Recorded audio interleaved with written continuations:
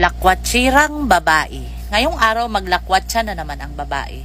Siyempre hindi yan aalis ang babaeng yan kung hindi siya maglalagay ng kuloriti sa pagmumuka niya. Magaling lang naman yung babaeng yan sa paglalagay ng mga kuloriti sa pagmumuka niya. Pero paasikasuhin mo yan sa bahay, ipaglaba mo yan siya. Napakatamad niya. Pero utusan mo yan mag-makeup, mag-skincare. Napakabilis niya. Ang kubita dito sa bahay naninilaw na. Pero ang nguso niya pulang-pula. Pati ang pisngi niya, wala talagang kahihiyan. Kung may pupunta dito sa bahay, hindi siya mahihiya na ipa-CR niya ang tao na nanlilimahid ang CR, na may nakasabit na pante. Yang alahas-alahas na sinusuot niya, ako na lang ang maaawa sa mang-hold up sa kanya. Kaya walang mapapala, hindi man yan masasanla. Mahilig magsuot-suot sa mga aksesoris.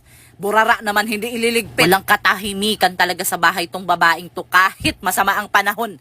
Kahit babagyuhin tayo. Hindi talaga niya mapigilan ang pagkalakwatsira niya. Isasama pa ang mga bata sa mga kalukuhan. Sus, Dorinel, pa ganyan-ganyan ka sa itsura mo. Ako na lang ang mahihiya sa'yo. Maganda tignan. Pero papuntahin mo ang mga tao sa bahay. Mahihiya ka talaga. Tignan mo ang ginagawa sa anak, oh. Pinapainom ng mga kung ano-ano. Yang bata, kaya yan magkakasakit, magkakasipon. Walang gana kumain. Kaya anong